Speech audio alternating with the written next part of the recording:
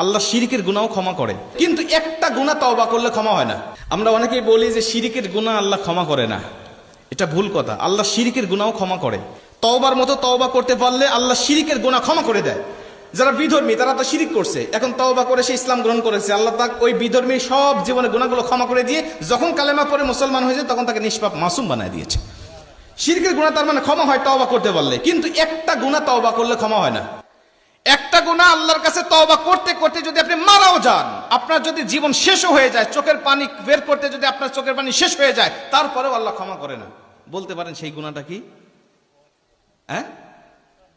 বান্দার হক। বান্দার হক আপনি নষ্ট করবেন আর আল্লাহর কাছে তওবা করবেন। আল্লাহ বলে না, আমার এখতিয়ার নাই তোমাকে ক্ষমা করার জন্য।